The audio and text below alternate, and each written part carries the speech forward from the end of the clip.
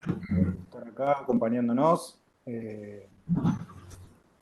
Bueno, como sabrán, básicamente, excusa un poco para este encuentro de hoy es presentar un libro que acaba de salir publicado por la colección IGG Claxo, cuyo título es Crisis y Crítica, Intervenciones en presente sobre el futuro de la emancipación, ¿no? Ese es, si no me equivoco, el título. Que bueno, los editores somos, bueno, Agustín y yo, y bueno, hay varios de los que están conectados acá que participaron, así que bueno, es un gusto que estemos reencontrando por esta vía. Lo veo ahí a Nicolás, a Eila, a Nahuel, a Facundo, a Oriana, a Fernando, a Pablo, algunos de los que veo por lo menos por acá.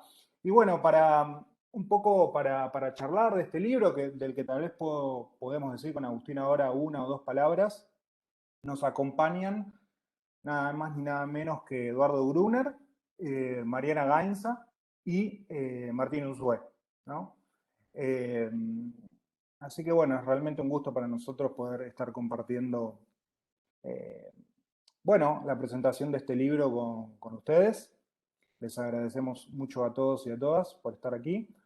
Y bueno, no sé, Agustín, ¿qué podríamos decir sobre el libro? Así en términos muy generales, cómo surgió, eh, algo que quieras plantear vos antes de darle la palabra a bueno, a Mariana, a Martín y a Eduardo.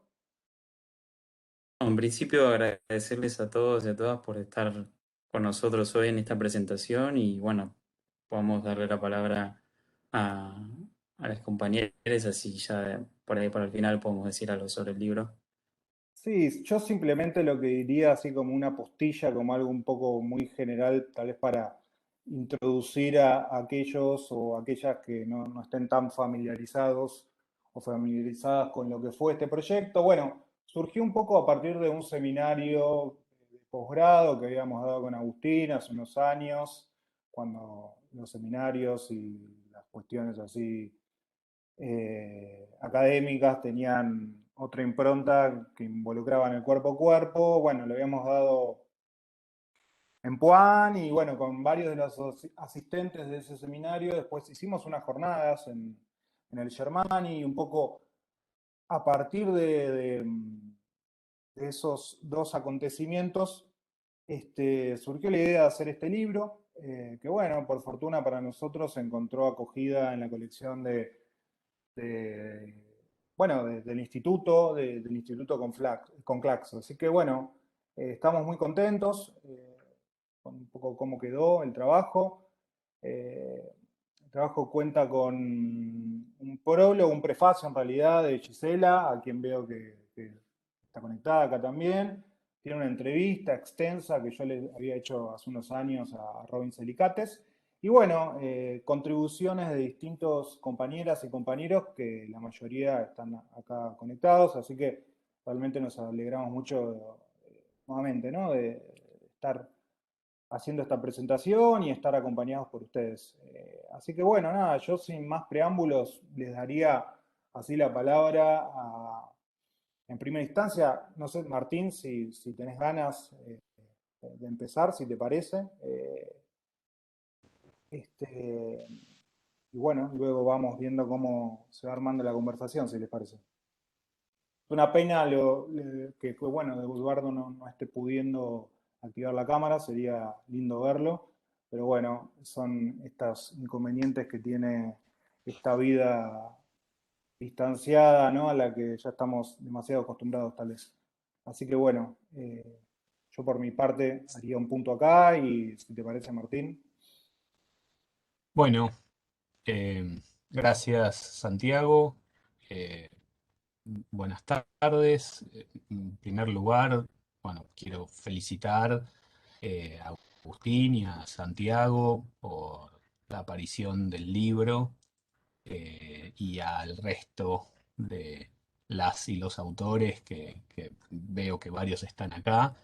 Eh, la verdad es que como dice Gisela en el prólogo, eh, que salgan libros hoy son hechos extraños, eh, que llaman la atención, pero a pesar de eso, el instituto produce una gran cantidad de libros en sus diversas colecciones y en esta particularmente, que es una colección articulada con Claxo, bueno, ya hemos sacado 22 libros en un plazo temporal bastante breve. 22 libros que muestran, bueno, la, la vitalidad de la reflexión en ciencias sociales, las dificultades también que tenemos para canalizar nuestras producciones por otros lugares, que a veces se complican. Entonces es un poco una misión fundamental de la universidad pública, abrir estos espacios, poner los materiales en acceso abierto, apoyar y difundir para que, bueno, se puedan leer, comentar, discutir.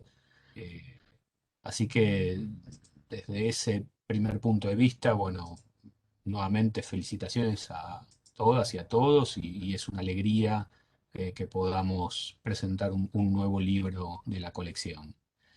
También es una alegría que ese libro haya salido en un contexto muy particular, porque es un libro que se produjo en el medio de la pandemia y de todo lo que implicó este último año y medio que hemos pasado, eh, teniendo que reinventar los modos de vincularnos, los modos de trabajar.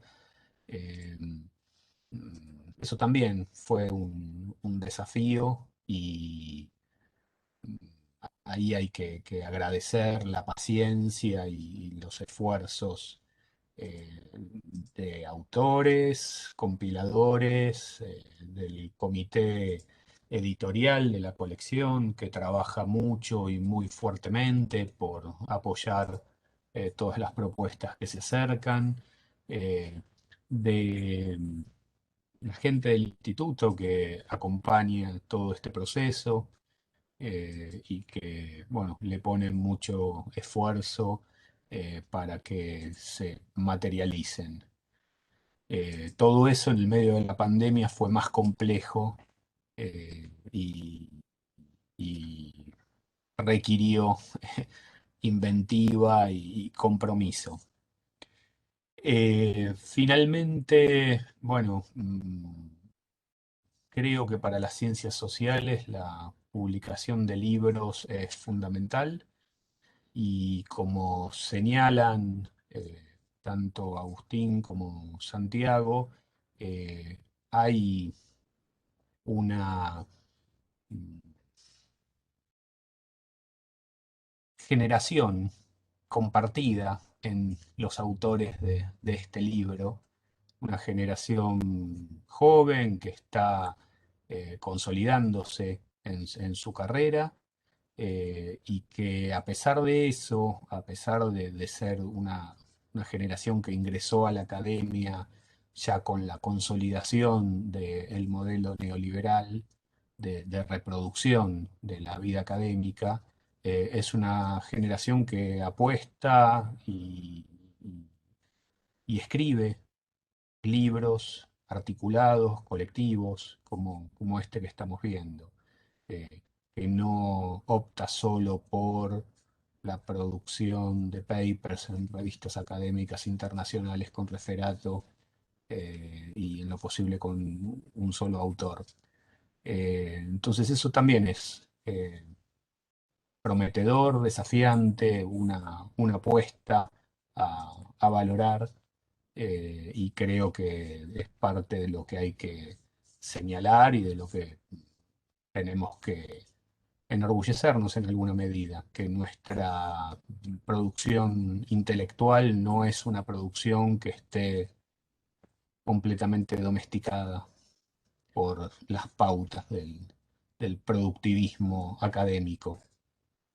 Así que bueno, agradezco la invitación y seguramente va a ser una mesa por demás interesante. Gracias.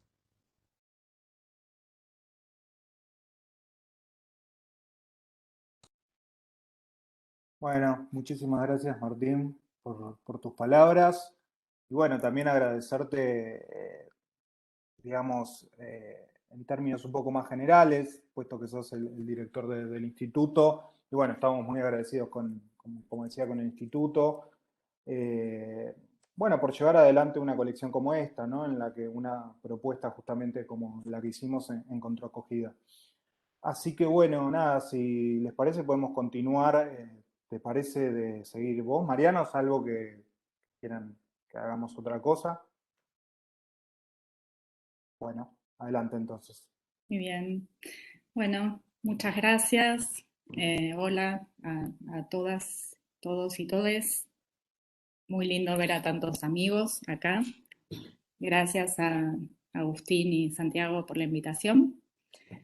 Y bueno, yo quería empezar diciendo también que me parece interesante la forma en que Santiago y Agustín se refieren a lo que reúne a los textos muy variados que incluyen en el libro, más allá del hecho de que todos giran en torno a la tensión entre crisis y crítica. Esa unidad, como decía recién Martín, la asocian con una pertenencia generacional. Todos los autores nacieron en la década del 80.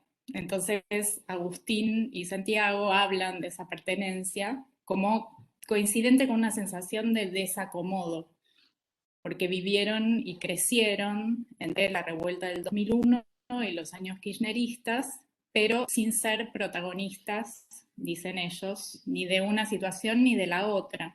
Entonces, con ese sentimiento extraño de que la voz colectiva de esa generación se fue modulando más bien durante los años macristas.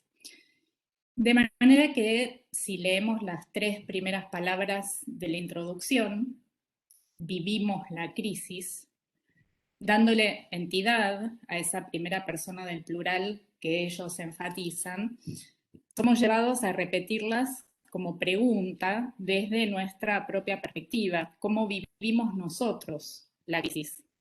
Es decir, desde cuál nosotros podemos coincidir con los autores del libro y decir con ellos que efectivamente vivimos la crisis. Entonces, que nos inviten a preguntarnos cómo vivimos cada uno de nosotros la pluralidad de crisis de este momento tan complicado, hace ya desde el comienzo a la feliz inquietud que sostiene al libro en el movimiento de sus dos partes, que ellos llamaron desde la crisis y hacia crítica. Desde la crisis o desde lo que denominan la ontología de una situación donde se cruzan la crisis sanitaria, la crisis económica, social, política, cultural, ecológica, en este momento tan particular donde no se puede prever prácticamente nada de lo que vendrá. Entonces, en el medio de un desconocimiento generalizado, dicen ellos, que diluye toda ilusión de que podamos tener un control racional de nuestro destino. Y es interesante entonces que desde ese desconocimiento generalizado es que ellos se abren o abren el libro para indagar la cuestión de la crítica.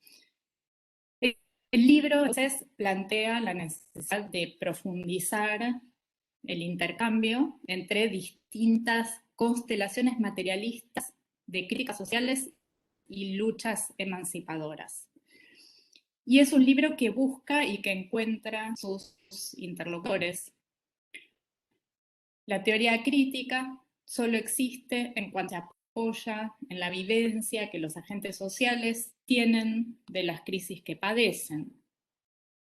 Solo existe en cuanto parte de las tentativas de esos mismos grupos y colectivos por diagnosticar y por abordar esas crisis a su manera, con sus propias formas de resistencia y a través de sus propios ejercicios de crítica práctica. Entonces, la teoría crítica se sitúa en el campo de los conflictos, de las luchas, de las resistencias, comprometida con la autoilustración de las prácticas sociales. Esto dice el interlocutor frankfurtiano que este libro encontró. La teoría crítica pretende prolongar el trabajo cognitivo de los grupos oprimidos, buscando comprender las dinámicas subyacentes a las crisis, tratando de ampliar perspectivas, combinando lo social, lo político, lo económico, lo psicológico, lo estético.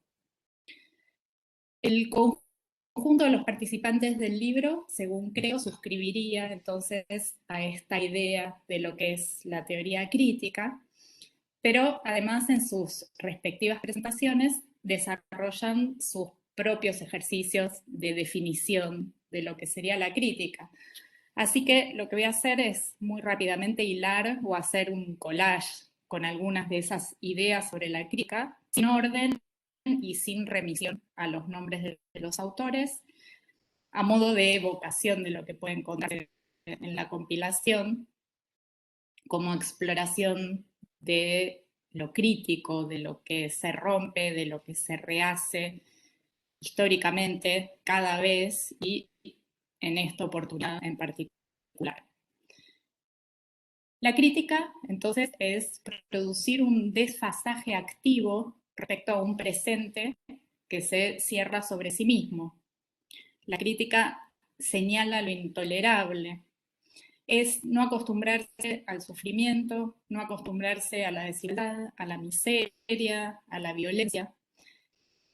Es el arte de no ser totalmente gobernados, partiendo de una diferencia con el presente, del cual, sin embargo, somos parte. La posibilidad de diferenciarse de un presente que se absolutiza y se vuelve asfixiante, pone en conexión, entonces, el diagnóstico de la actualidad con una pregunta sobre la historia que hace jugar cuestiones de perspectiva.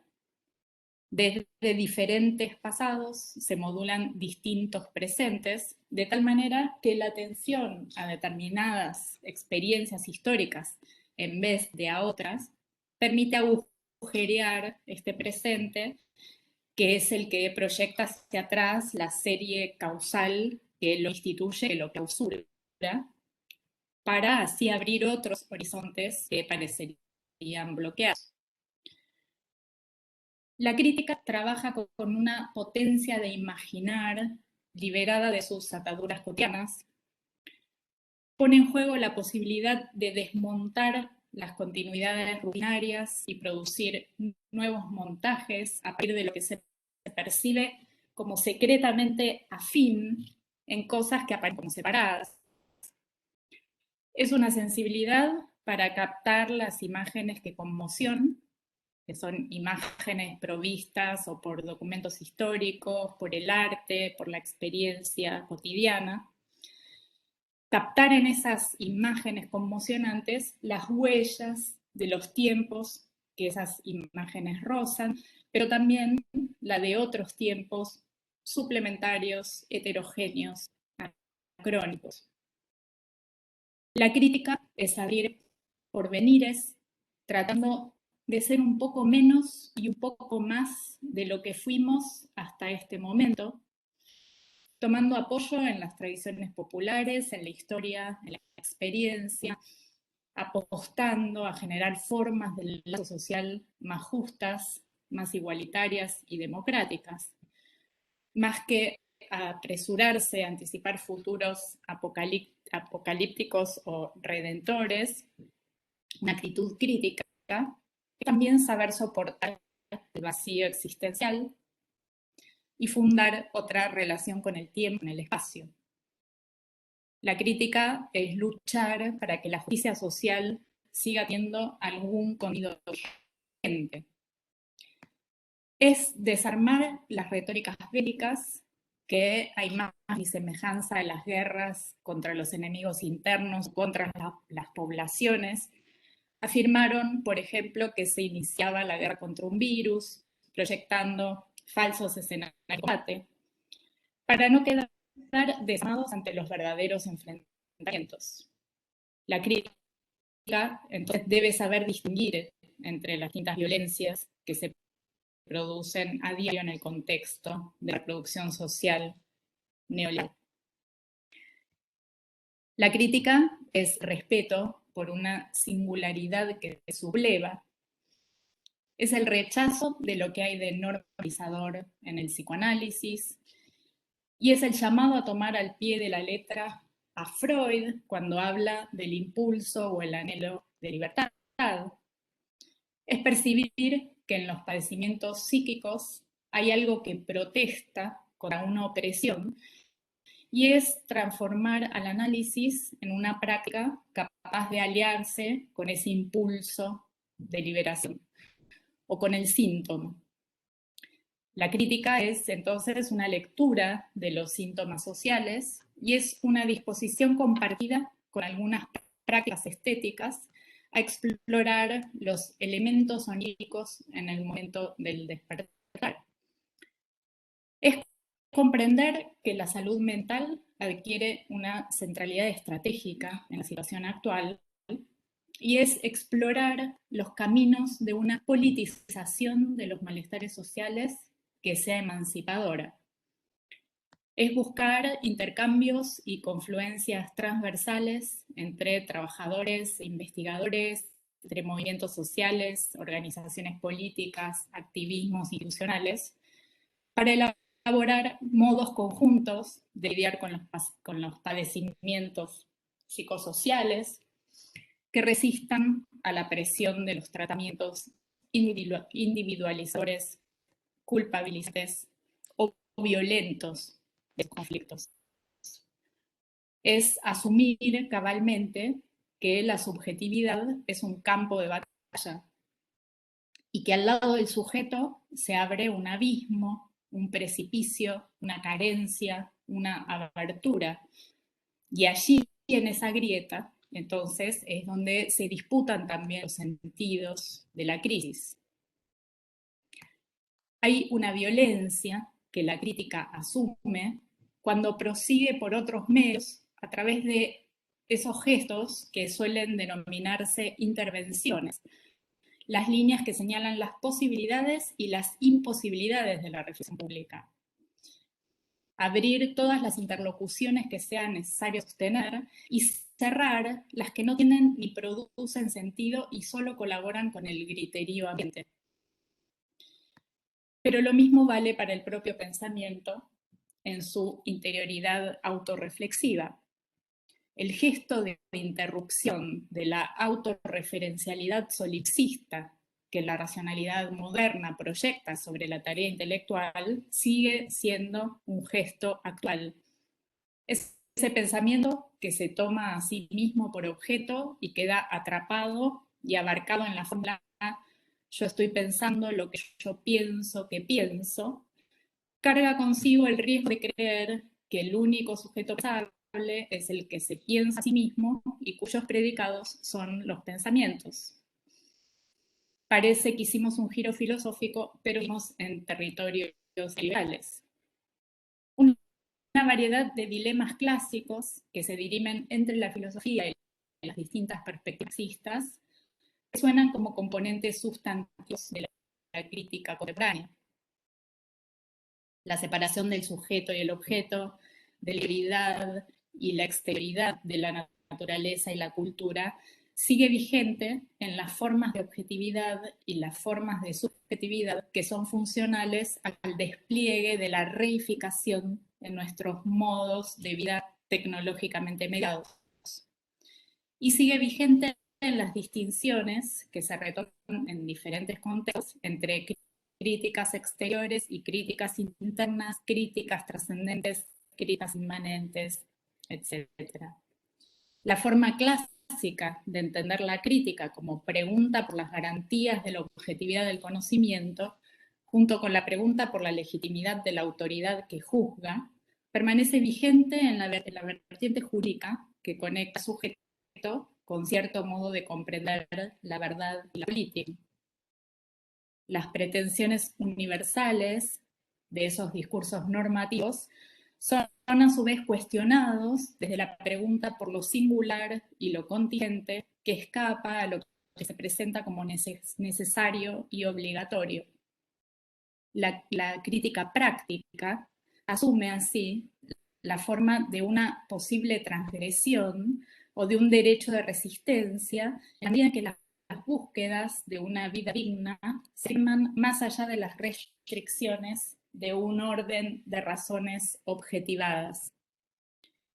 La crítica, entonces, no pierde de vista aquello que Marx imaginó como un futuro para el anhelo de libertad, también pensado por Freud. La crítica, como la cabeza de pasión, produjo la ficción liberadora de un porvenir donde será posible hacer hoy esto, mañana aquello, cazar por la mañana, pescar por la tarde, dedicarse a la cría de ganado por la noche, criticar después de comer, según se quiera, y que sea necesario convertirse ni en cazador, ni en pescador, ni en pastor, ni en crítico. Marx, entonces, en conexión con las derivas más recientes de la teoría crítica, aquellas que se formulan desde los nuevos feminismos y los ecologismos y que relanzan de modos fecundos los debates entre humanismos, antihumanismos, poshumanismos, antropocentrismos, posantropocentrismos, en conexión con las transformaciones actuales del capitalismo. Son tentativas entonces de dar cuenta de la escena crítica contemporánea que traen nuevas palabras y nuevos aires a esos dilemas que se reescriben entre viejos y novedosos objetivismos y subjetivismos. Entonces, lo que quería decir nomás es que aprendí mucho leyendo este libro y termino agradeciéndoles a los miembros de esta generación de nacidos en los 80s por sus esfuerzos teóricos y su decisión de no aceptar caer en las redes de la melancolía. Muchas gracias. Gracias, Mariana.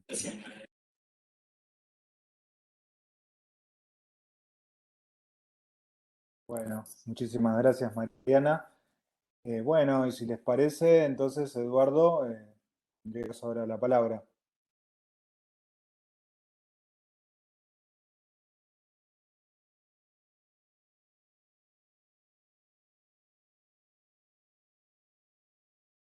Eduardo, no sé, creo no te estamos escuchando, me parece que estás muteado.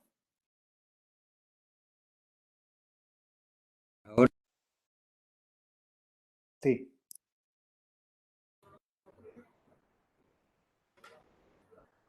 ¿se escucha ahora? sí, te escuchamos perfecto ahí. Menos mal. Pido disculpas entonces de antemano porque voy a hacer simplemente una voz en el éter, ya que no puedo dar con la tecla de cómo activar la cámara de este sistema. La cámara andaba perfectamente hasta hace 2 o 3 horas que estuve en otro Zoom. Pero en fin, por ahí no está mal, ya que vivimos en una sociedad sobresaturada de imágenes, por ahí no está mal por una vez simplemente escuchar una voz. Quiero empezar yo también por agradecer mucho esta invitación y por las obligadas pero sentidas felicitaciones por la publicación de este libro, que no voy a decir que es un libro extraordinario, que es un libro deslumbrante, que es un libro no sé qué, todo eso puede ser muy cierto, pero me parece más importante decir que es un libro necesario y voy a tratar, si puedo, de explicar un poco por qué. Desde luego no voy a poder dar cuenta de todo lo que está escrito en este libro, por falta de tiempo y también por falta de competencia en muchos aspectos. Y además porque pienso que no se trata en una presentación de parafrasear textos que se explican a sí mismos mucho mejor de lo que podría hacerlo yo, lo cual no va a impedir ni les va a ahorrar a ustedes que haga seguramente alguna referencia más específica a algunos de los textos, como decía recién María. Los artículos son muy diferentes entre sí, los capítulos de este libro, sin duda, son muy diferentes tanto en estilo como en temática, como en los problemas que abordan y las perspectivas desde el cual lo hacen, pero la compilación está lo suficientemente bien montada, si lo puedo decir así, como para mostrar que hay toda una serie de nudos problemáticos que insisten a lo largo de los capítulos del libro. Y bueno, voy a tratar de hacer una mínima referencia a algunos de ellos.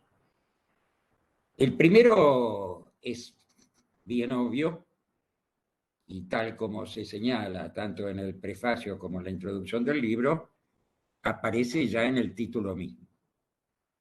Quiero decir, esa mutua implicación entre el concepto de crisis y el concepto de crítica. Una mutua implicación que supone instalarse para hacer crítica en la crisis.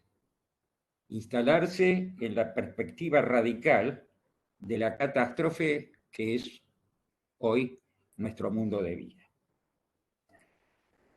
Una catástrofe que tiene muchísimas aristas, aquí lo ha señalado Mariana, refiriéndose al libro, y que efectivamente no sabemos hasta dónde puede llegar, pero que es lo suficientemente catastrófica como para que tengamos en las condiciones de hoy incluso que contemplar la hipótesis del fin de la humanidad.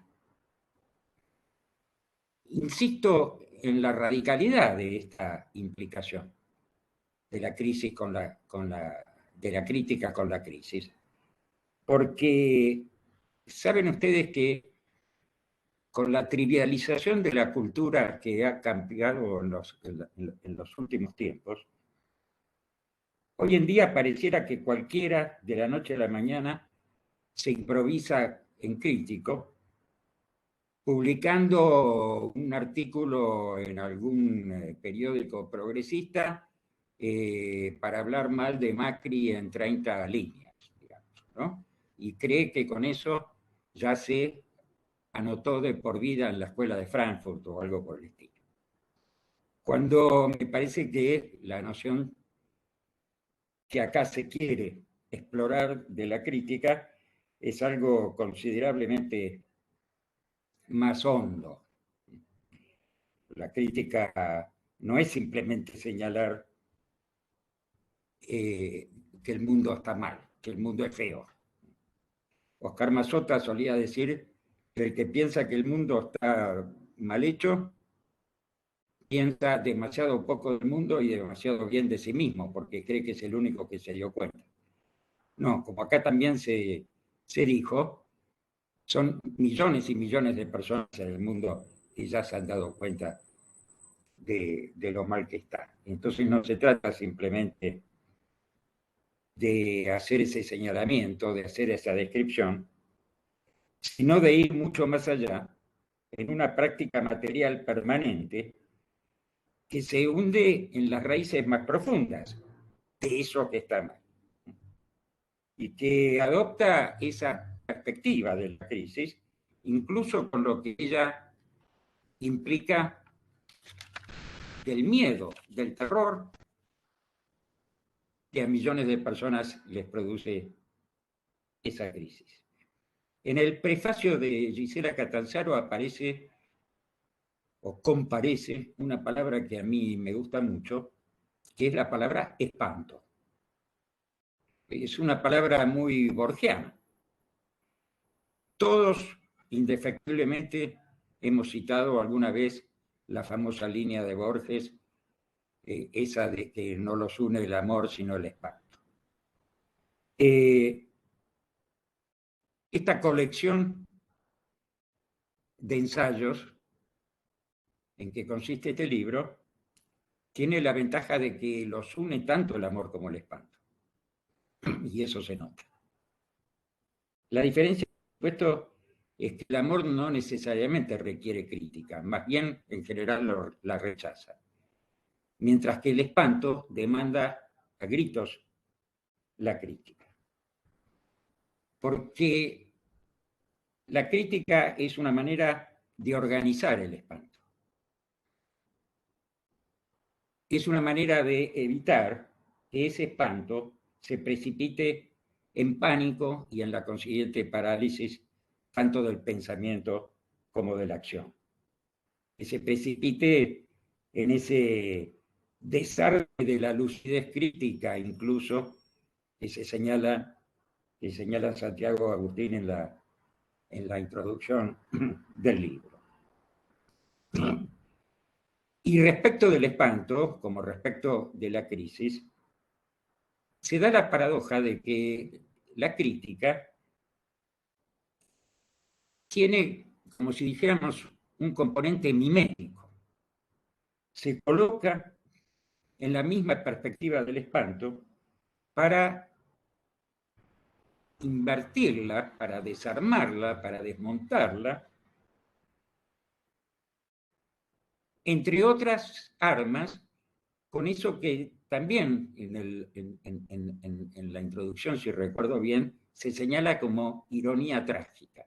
Es decir, como una, casi diría, inversión irónica de la lógica misma de ese espanto, ¿no? Como cuando, ya que hablamos de tragedia, el Edipo de Sófocles en algún momento dice que va a investigar hasta las últimas consecuencias el crimen que se ha cometido, el asesinato de Layo, y que lo va a investigar, dice él, como si Layo hubiera sido mi propio padre. Como sabemos, efectivamente, no solo Layo era su padre, sino que él era el asesino de Layo, su padre. Entonces, esta inversión trágico-irónica es algo que en la crítica aparece como un instrumento permanente de recusación de lo dado en la realidad presente. Eso se puede hacer con palabras o se puede hacer también respecto de las imágenes, provocando con esa ironía trágica, digamos, esa dialéctica de las imágenes que uno de los capítulos del libro señala en autores como Benjamin o Didi Huberman. Yo me atrevería a agregar a Avi Warburg, por supuesto, que tanta importancia y tanta influencia tuvo sobre esos otros dos autores. O aparece también en lo que se llama el giro materialista, esa gran discusión sobre el antropocentrismo, el postantropocentrismo, etcétera, que supone una suerte de retorno a las cosas, en el sentido más duro del término, como si se remitiera a una suerte de nueva fenomenología crítica de retorno a una materia de la cual el pensamiento moderno ha olvidado demasiado rápidamente. O otro giro, el giro malestarista, una buena palabra, que habla, y eso me puso entusiasmo, de ese análisis militante del inconsciente.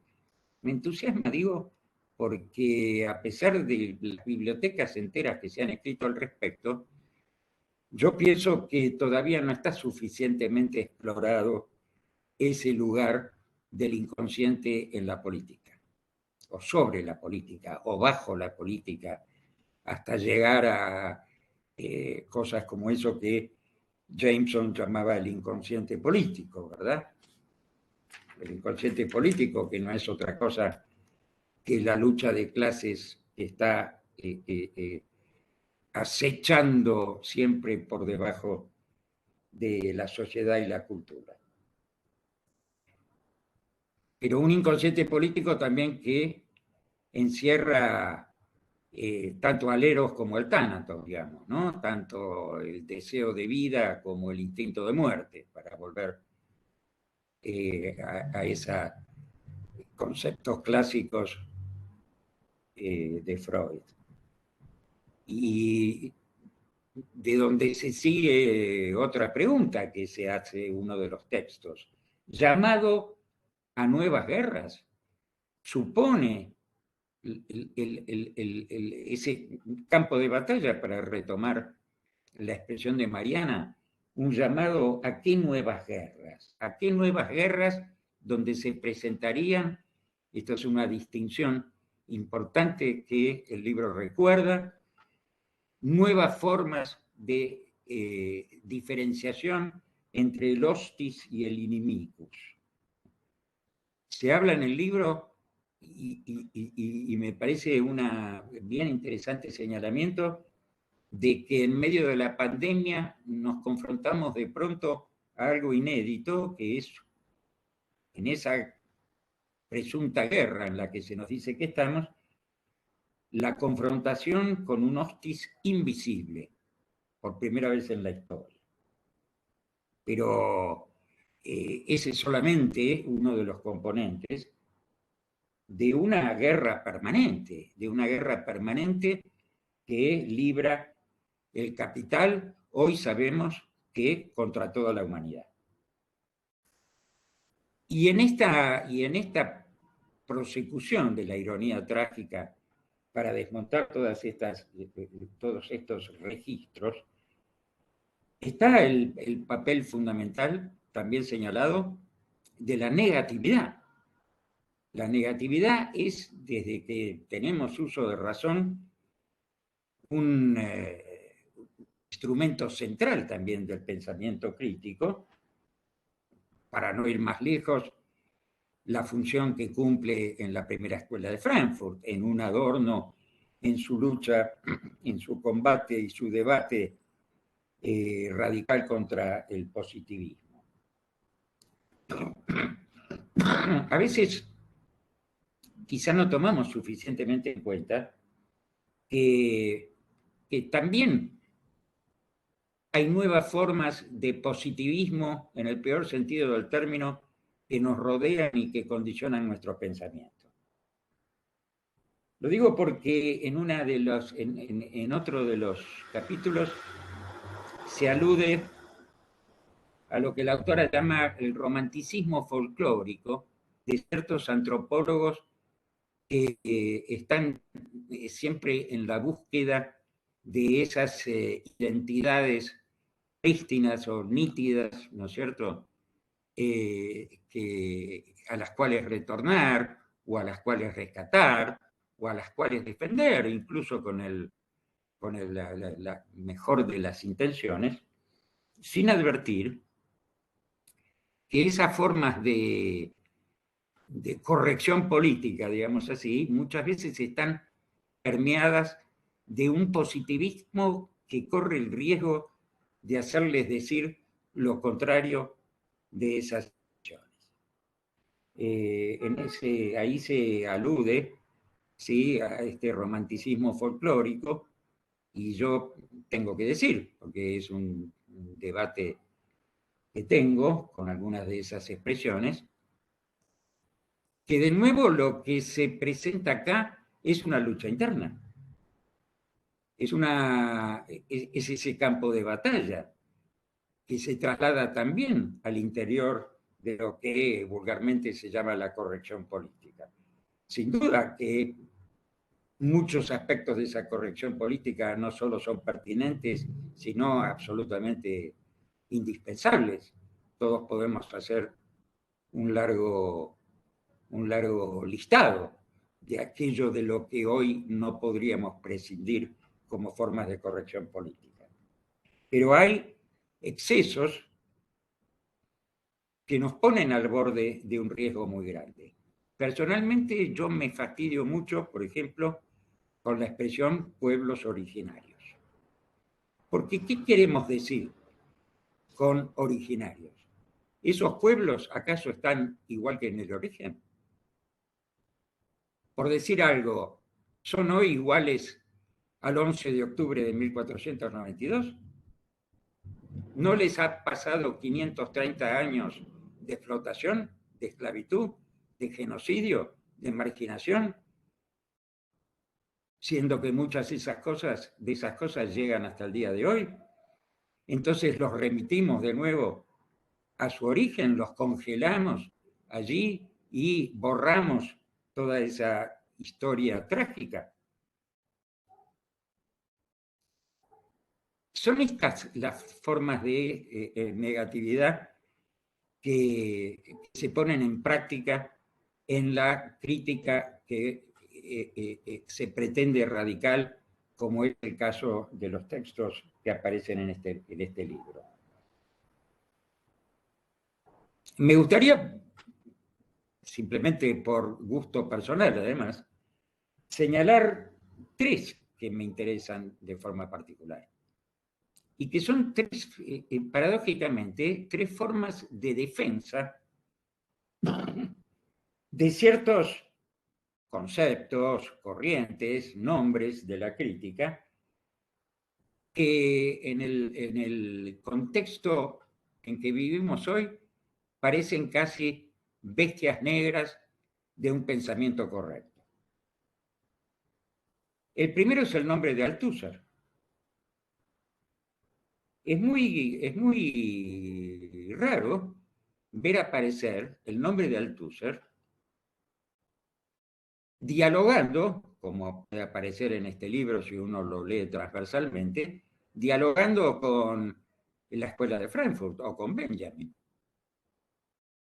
Althusser es un nombre vituperado hoy en el pensamiento más post, vaya a saber qué cosa. Hace pocos días creo que ella está presente, tuve una conversación a propósito de esto, y en ese momento me funcionaba bien la cámara, con Gisela Catanzaro. Y me encuentro en esta referencia al Althusser que hace el libro, me encuentro con una suerte de retorno a mi propio pasado, porque hace muchísimos años tuve un fuerte debate con un importante profesor y teórico marxista argentino, que por supuesto no voy a nombrar porque él no me ha dado permiso para hacerlo, y que se había horrorizado al leer una frase de Althusser que dice que la historia es un proceso sin sujeto. Y yo estaba un poco extrañado frente a este horror, porque a mí siempre me pareció que de toda la obra de Althusser, posiblemente esa sea la frase más inequívocamente marxista de Althusser. Porque ¿qué querría decir sino la búsqueda de ese sujeto preconstituido de la historia?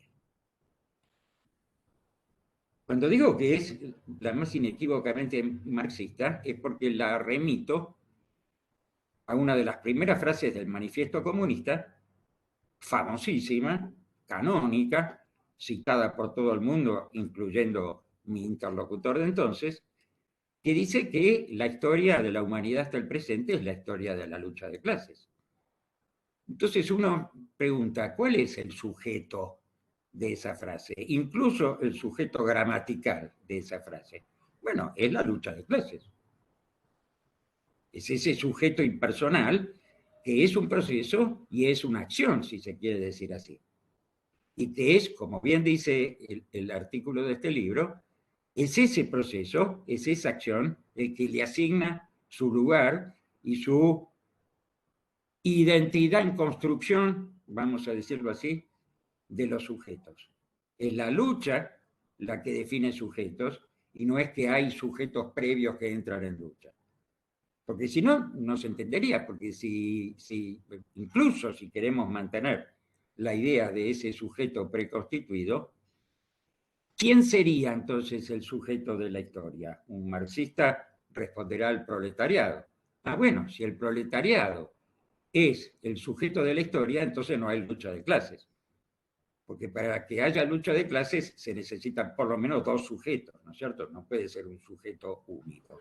Entonces, o bien decimos que son el proletariado y la burguesía, las clases dominadas y las dominantes, las que son el sujeto de la historia en su propio conflicto, o bien, como pretende y creo que con todo acierto el artículo, es ese proceso conflictivo el que produce sus propios sujetos. Una segunda línea de defensa es la que hace la defensa del mito y de la utopía. Otras dos bestias negras del pensamiento contemporáneo. Y es notable cómo allí se hace esa defensa en relación a una película. La película surcoreana Parasite, que seguramente todos hemos visto. Debo decir que a mí personalmente es una película que me produjo bastante repugnancia, porque creo que es una malversación abusivamente recostada sobre un resentimiento social en el cual no se pueden ver los momentos de verdad que contiene ese resentimiento, ¿verdad? Cuando sí se pueden ver esos momentos de verdad, es que pueden aparecer las figuras del mito o de la utopía como formas de procesar con todas las imperfecciones que se quiera esos momentos de verdad reprimidos o aislados. El artículo lo cita en función del principio esperanza de Ernest Bloch, pero se podría, por supuesto, sumar de manera absolutamente complementaria el mesianismo revolucionario de Benjamin. Y finalmente, una tercera línea de defensa, que es la defensa que hace Selicates del concepto de totalidad. Esto ya es un absoluto y bienvenido escándalo. Todos sabemos que si las otras que mencioné son bestias negras, esta es la super bestia negra del pensamiento postmoderno, postestructuralista, postmarxista y todos los otros posteos que ustedes quieran hacer. Porque hay a veces interesado o a veces ideológico malentendido con este problema de la totalidad. Es muy cierto que contra la famosa afirmación hegeliana de que lo único verdadero es el todo, Adorno dice no, el todo es lo mentiroso, el todo es lo falso. Pero precisamente en términos de falsa totalidad, de aquella totalidad que se muestra, se aparece como cerrada, como completa, como armónica, como aquella dimensión más allá de la cual ya no se puede ir. Es esto lo que está criticando fuertemente Adorno, versus una totalidad que ante esa cerrazón está siempre fracturada por el conflicto permanente y irresoluble con sus propias particularidades. Entonces ahí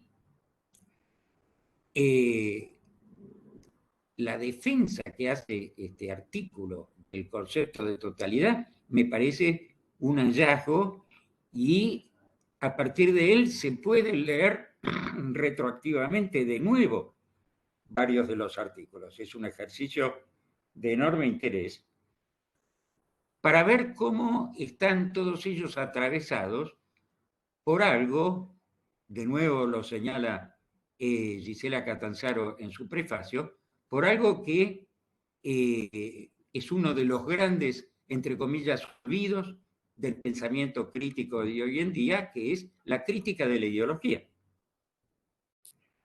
Una crítica de la ideología que se vuelve en sí mismo profundamente ideológica en el peor sentido del término. Un olvido, un descarte. Parece que la palabra ideología o crítica de la ideología es descartada junto con otras palabras que hemos descartado. Palabras como, o expresiones, ¿no es cierto? Expresiones como lucha de clases, expresiones como imperialismo, expresiones como revolución, que han sido descartadas antes de examinar y de ser incluso ellas mismas sometidas a toda la radicalidad crítica que requerirían. Y esto es una de las más graves cosas que nos está sucediendo.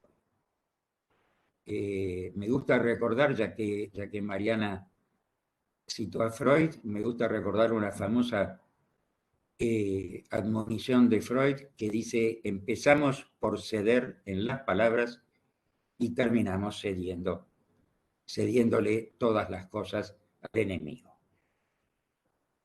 Bueno, yo creo sinceramente que este es un libro que no cede en sus palabras, que sabe que, por supuesto, no es solamente con palabras que vamos a modificar sustantivamente ese mundo en el que estamos, pero que las palabras nos siguen siendo necesarias y efectivamente no hay que ceder en ellas, como no lo hace este libro, y es una razón más, entre muchas, para agradecer su publicación. Bueno, muchas gracias.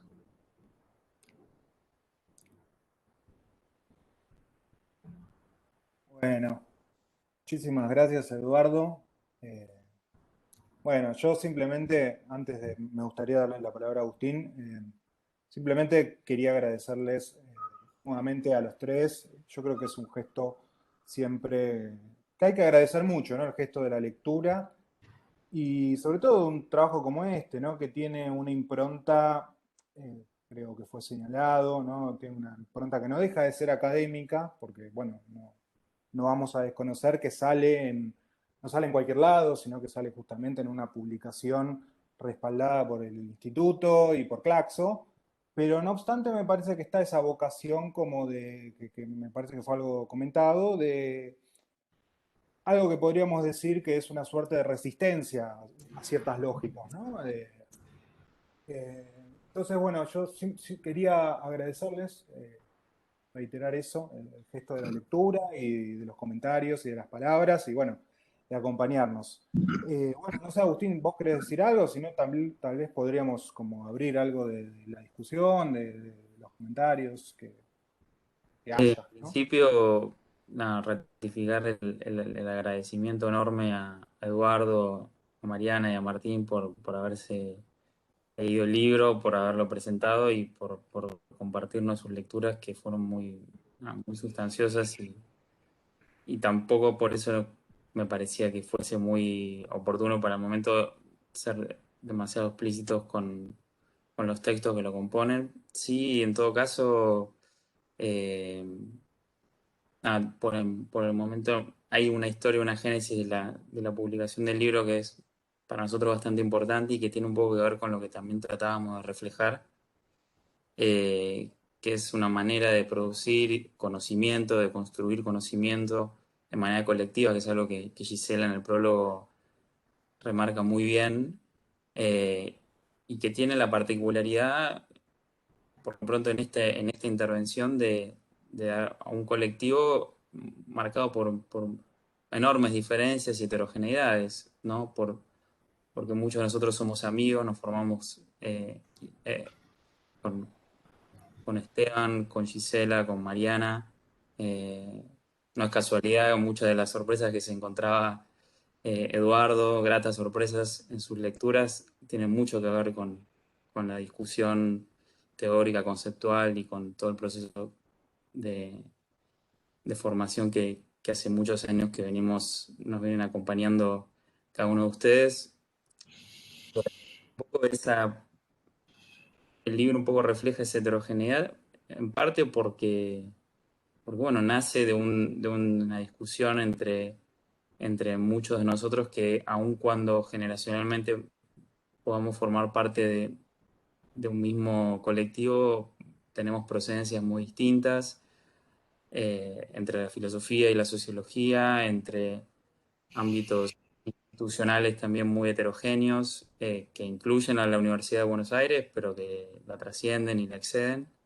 Y también con formaciones políticas muy heterogéneas, pero con una voluntad de construir conocimiento en un diálogo que no está asignado bajo ninguna clausura, sino por el contrario, que buscó en esas diferencias encontrar su lugar de potenciación mutua, ¿no?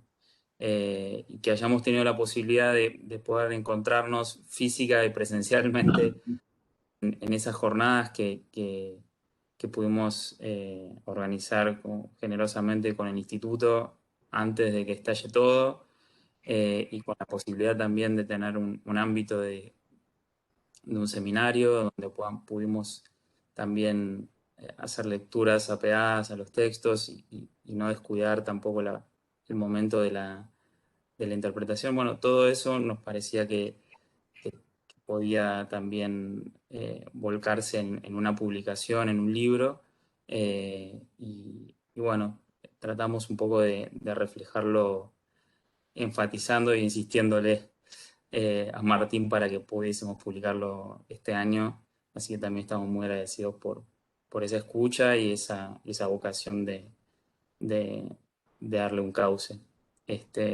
Así que bueno, muchas gracias a todos, a todas por también estar hoy acá y bueno, no sé si alguien quiere hacer algún comentario o alguna consulta o pregunta, tal vez sería el momento, y si no, bueno, nos podemos también despedir con este cierre.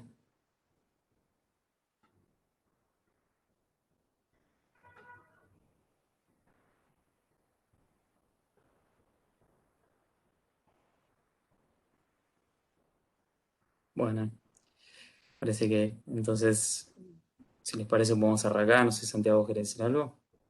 Yo quisiera hacer un comentario, digamos, no pensaba hablar, pero no me quería despedir tampoco sin decir nada y aprovechar para agradecerles, bueno, especialmente a Santiago y a Agustín por la invitación, por propiciar la edición del libro y tantas otras cosas más. Por supuesto que a Mariana, a Gisela, a Natalia que está acá presente también y a Fernando, que son personas con las que siempre compartí espacio de discusión y agradecerles también por haber siempre haber dado acogida a la discusión y por haber constituido un poco los espacios en los cuales a mí también me tocó formarme. Que estén presentes acá para mí es un gusto. Bueno, por supuesto a Eduardo y a Martín por la presentación y por propiciar la edición en el instituto. Eh, y agradecerles especialmente por esta instancia que, bueno, yo en lo personal me resulta muy gratificante. Yo, bueno, los conocí a Santiago y a Agustín en ocasión de aquel seminario que se hizo en 2019, ¿no? O sea, yo estaba en ese momento recién comenzando mi doctorado en filosofía, dándome cuenta que, bueno, no iba a tener muchas oportunidades de discutir sobre marxismo, que es el tema que a mí me interesaba en filosofía, y fue una linda ocasión encontrarnos ahí con dos sociólogos que estaban dando en el austero cuarto piso de Puan un seminario sobre crisis y crítica y marxismo. Digamos. Fue realmente un gusto que se integrara ese seminario entre los seminarios de filosofía, siendo que yo no tenía mucha ocasión de encontrarme con esa discusión en mi propia disciplina. Y bueno, fue un muy lindo seminario porque además nos cagamos a palos, para decirlo literalmente, digamos, ¿no? Discutimos ferozmente. Y bueno, discutir ferozmente es una manera de querernos, por supuesto, digamos, a mí me gusta mucho discutir ferozmente. Y bueno, fue muy divertido, muy constructivo, fue muy estimulante. Y si tengo que mirar para atrás, esos encuentros y esas discusiones brutales, esas cagadas a palos fueron las últimas instancias de discusiones realmente apasionadas que tuve, porque después, bueno, pasó todo esto y ahora uno tiene nostalgia de la baba en el mate del otro y la tridimensionalidad, ¿no? Eso ya no forma parte de los gustos que uno se puede permitir hoy en día. Y bueno, la sensación que me quedó después fue también un poco la sensación en mi trabajo. Yo cité a Marín, ese texto que bueno, que no es de Marín, que es una composición también, que es La silla en la cabeza, que bueno, retrata lo que fue ese encuentro entre Marín y Tomás Abraham en lo que parecía ser un desierto en el 86, digamos, ¿no? Que a veces se recuerda como una primavera, pero que en ese diálogo, en esa discusión, en esa cagada a palos serias que se pegaron, aparecía como un desierto. Bueno, de repente ahora también hay mucha sensación de desierto, esta distancia hace difícil disfrutar la discusión y hace difícil tener una discusión seria, vehemente y escandalosa. Así que bueno, ¿no? Realmente la publicación del libro y este encuentro amenizaron mucho la soledad de estos tiempos, así que quería agradecerles a todos y a todas por amenizar esa soledad. Aprovecho, si me permiten, para agradecerle a Felipe la mención de Lito Marín, al cual conocí mucho y siempre recuerdo con mucho cariño, y no sé si además, no sé si él sabe que fue el primer sociólogo que tuvo la Argentina. Y era alguien que estaba siempre en la pelea en esto, en cagarse a palos con quien, como decías vos, tuviera oportunidad. Así que gracias también.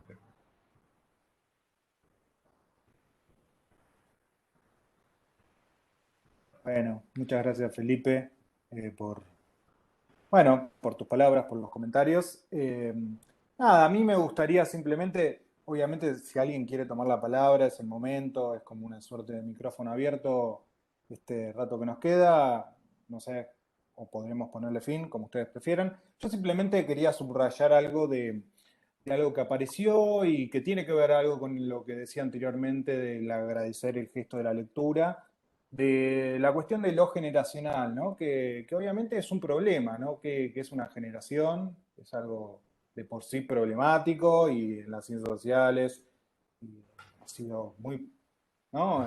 Muy discutido, ¿no? Si nos vamos ya a Mannheim, digamos, tenemos como toda una serie de discusiones que se abren a partir de ese momento, incluso antes, ¿no? Eh, pero simplemente en relación a eso, decir que en el libro efectivamente está como algo de esa voluntad bueno, de ese intento, o ese interés, digamos, por propiciar una toma de la palabra, ¿no? Por parte de algo así como, como una generación, ¿no? Y en ese sentido, para mí es muy importante que este encuentro lo podamos hacer con gente, ¿no? Que no necesariamente iba a decir y está mal, sino que claramente no pertenece, ¿no? A nuestra misma, a una generación que es más o menos común, podríamos decirlo en esos términos. Entonces, que exista algo así como un diálogo, una conversación intergeneracional en lo que refiere a un libro como este, para mí es muy importante. Entonces, quería subrayar eso y, digamos, sumar eso al agradecimiento que había hecho previamente en relación al gesto de la lectura. Así que bueno, eso, muchas gracias y bueno, no sé si alguien más quiere comentar algo. vamos a es el intentar momento. de poder imprimir el libro para que cada uno tenga su ejemplar en mano. Tienes otra hazaña que tenemos por delante y que esperamos que se pueda materializar.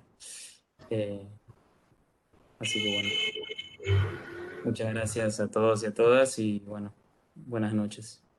Buenas noches, gracias a ustedes. Un gustazo la discusión. Hasta muy pronto. Abrazo. Bueno, Gracias. muchas gracias. Adiós. Adiós. Nos estamos viendo en la Abrazos. próxima. Gracias. No me ven, pero estoy saludando con la mano. Te saludamos, Bueno. Eduardo, y te abrazamos. Muchas gracias. Chao, hasta pronto. Chao, chao.